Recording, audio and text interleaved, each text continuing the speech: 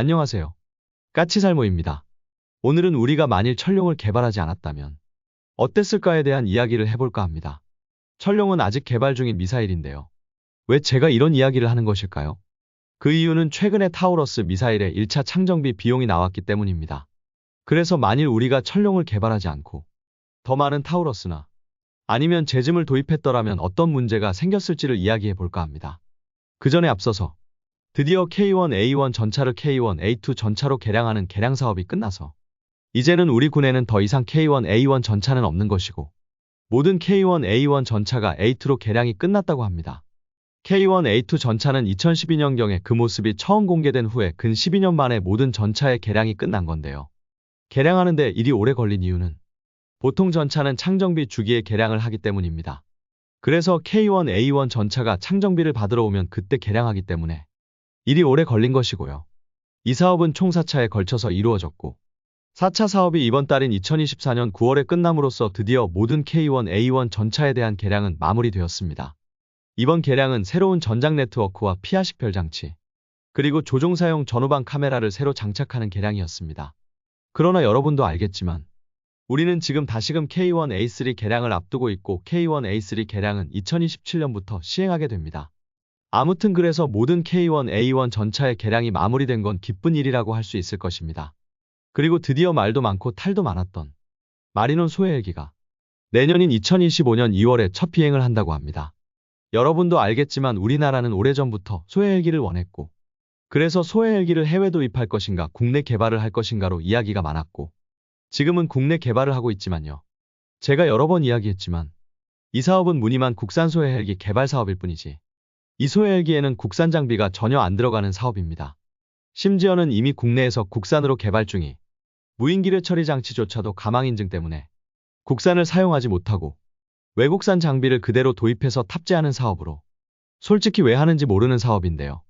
아무튼 어찌 되었든 이 마리논 소해헬기가 지금 한참 제작 중이고 내년인 2025년 2월에 첫 비행을 한다고 하네요. 그럼 다시 우리 철룡 이야기로 돌아와서요. 타우러스는 여러분도 알겠지만 우리나라의 F-15K에서 운용하는 장거리 공대지 미사일입니다.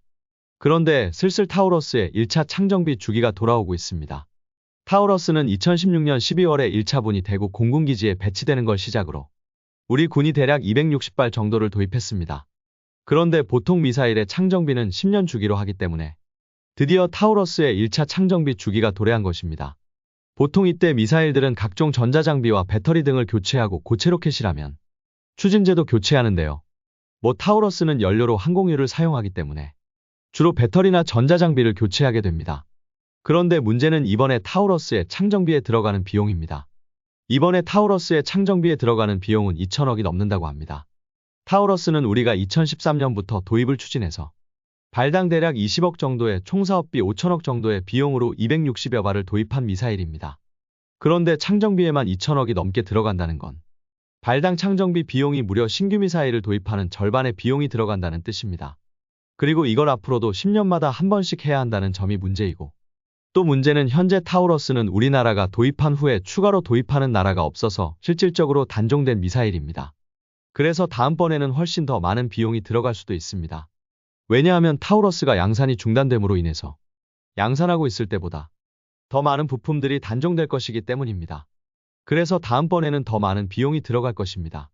더욱이 지금 이 타우러스를 생산했던 타우러스 시스템사는 새로운 일거리를 찾지 못하고 지금은 거의 독일과 우리나라 등 타우러스를 도입한 국가들의 타우러스 미사일의 후속 군수지원만이 거의 유일한 수입원이기 때문에 이 회사가 앞으로 어떤 장난을 칠지도 모르는 상태입니다. 재미있는 점은 우리는 장거리 공대지 미사일 도입 사업을 2003년부터 시작을 했습니다. 그런데 그 당시 우리 군은 장거리 공대지 미사일로 미국의 제즘을 선정했고 그 당시 우리가 제즘 미사일 260여 발을 도입하는 예산으로 2038억을 잡았습니다. 그런데 지금 타우러스 창정비 한 번에 우리가 과거 제즘을 도입하려 했던 비용보다 더 많은 돈이 나가게 생긴 겁니다. 물론 지금은 제즘도 가격이 많이 올랐습니다만 그렇다고 해도 타우러스의 창정비 비용이 너무 심하게 비싼 비용임에는 틀림없는 사실입니다. 그럼 만일 우리나라가 타우러스가 아니라 제즘을 도입했다면 어떻게 되었을까요? 아마 제즘을 도입했다면 타우러스를 도입했을 때보다 더 문제가 많았을 것입니다. 이게 무슨 소리냐? 이 이야기를 하기에 앞서서 얼마 전에 우크라이나가 드디어 F-16을 실전 배치했다는 기사를 보셨을 것입니다. 그리고 최근에는 그 중에 하나가 러시아의 미사일 요격 중에 사고로 추락했다는 기사가 올라오기도 했었죠. 그런데 이 F-16에 대해서 사람들은 전장의 게임 체인저가 될 것이라는 사람과 게임 체인저 수준은 아니라는 의견이 있는데요. 솔직히 말해서 이건 F-16 배치가 어떤 의미인지 사람들이 이해를 못하기 때문에 나오는 이야기라고 생각을 합니다. 우크라이나에서 단순하게 F-16을 운용한다고 해서 이게 게임 체인저가 되지는 못하는 건 분명히 사실입니다. 그러나 F-16이 주는 가장 큰 의미는 F-16 그 자체가 아닙니다. F-16이 주는 의미는 우크라이나에 F-16이 배치됨으로 인해서 우크라이나군이 미국 등 서방권 항공무기를 더 쉽게 사용할 수 있다는 게 더 의미가 큽니다. 당장 지금 우크라이나에서는 영국의 스톰 섀도우와 프랑스의 스칼프 미사일이 대활약을 하고 있습니다. 그런데 그럼 이 미사일들은 어떻게 운용될까요? 이 미사일들은 지금 우크라이나군이 소량 운용하고 있는 수호이 24에서만 운용하고 있다고 합니다. 수호이 24에 유럽산 무장 파일론을 장착하고 겨우 운용하고 있는데요. 지금 스칼프나 스톰 섀도우 말고도 제이담 같은 무기도 우크라이나의 러시아산 전투기에서 운용하고 있습니다. 그런데 이게 운용하는 방식이 정말 딱 우리나라의 KGB를 운용하는 방식과 같습니다. 러시아제 전투기에 서방제 무장 파일론을 달고 이 무장 파일론에 일종의 블루투스 통신 장비를 달고 조종사가 일종의 태블릿 PC를 가지고 전투기에 탑승해서 운용한다고 합니다. 한마디로 러시아산 전투기들의 임무 컴퓨터에 무장을 통합하는 건 불가능하니 서방제 무기를 사용하기 위해서 각종 편법적인 방법이 다 동원되고 있는 겁니다. 그러나 문제는 우리나라도 그 방식으로 KGB를 운용하고 있기 때문에 그런 방식으로 운용하는 게 어떤 문제가 있는지는 여러분도 아주 잘 알 것입니다. 운용에 너무 많은 제약이 따르게 되죠. 우선 당장 탑재할 수 있는 무장량이 대폭 줄어드는 건 물론 융통성 있는 운용도 못하게 되죠. 그에 반해서 우크라이나가 F-16을 운용하게 됨으로써 각종 서방의 최신 무장을 더 자유롭게 우크라이나가 운용하게 되는 겁니다. 그리고 이 F-16의 무장으로 최근에 가장 부각되고 있는 무장이 바로 제즘입니다. 요즘 계속 미국이 제즘을 우크라이나에 공급할 것인가로 관심을 받고 있고 이번 달인 2024년 9월 3일에 로이터 통신 보도에 따르면 미국이 우크라이나에 제즘을 공급하기 위한 협상이 마무리 단계에 있다고 합니다.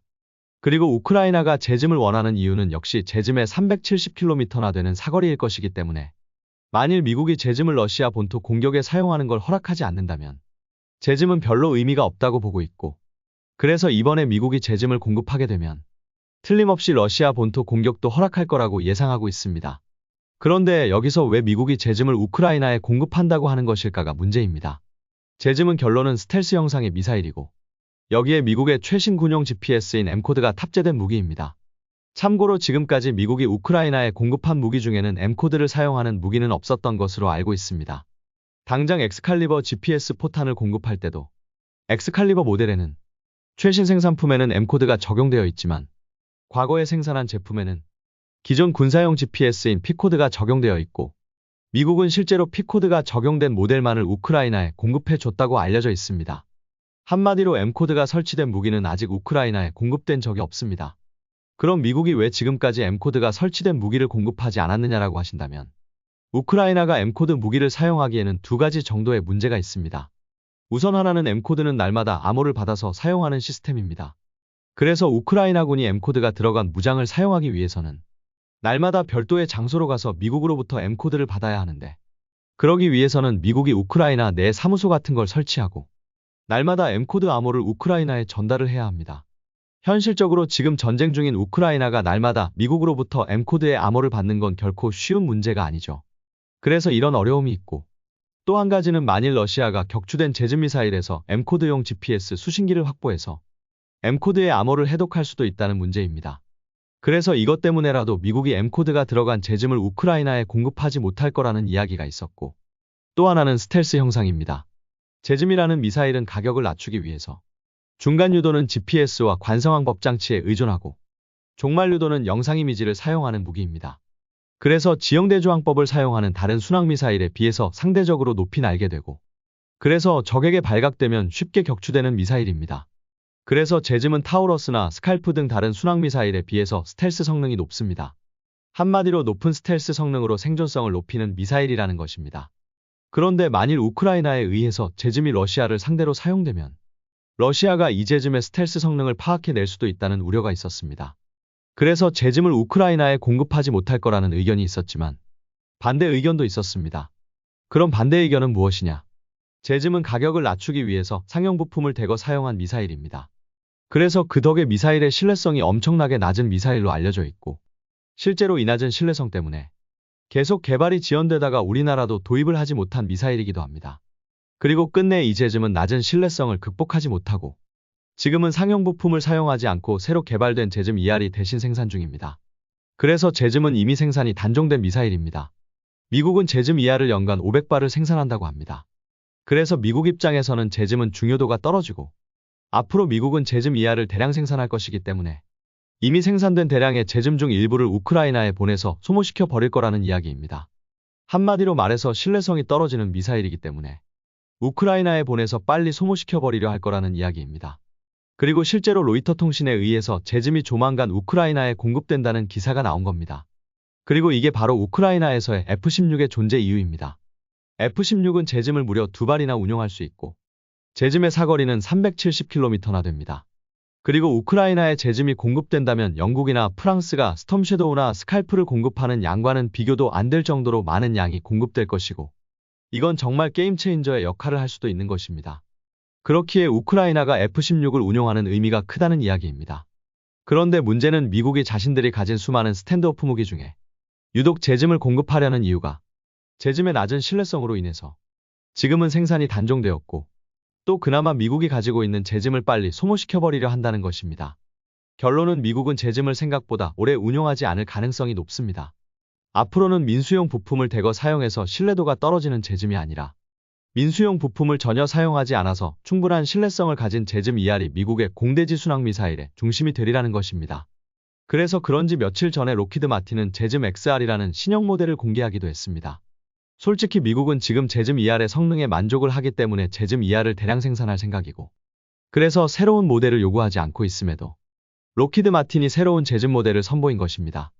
이렇다는 건 기본형 제즘은 미국군에 의해서 그리 오래 유지되지 않을 가능성이 높고 그럼 우리나라가 이 미사일을 도입했다면 역시 후속 군수 지원에 문제가 생길 수밖에는 없었을 것입니다. 만일 우리가 철룡을 개발하지 않고 타우러스를 추가 도입하거나 제즘을 대량 도입했다면 지금보다 더 어려운 상황에 놓였을 거라는 것입니다.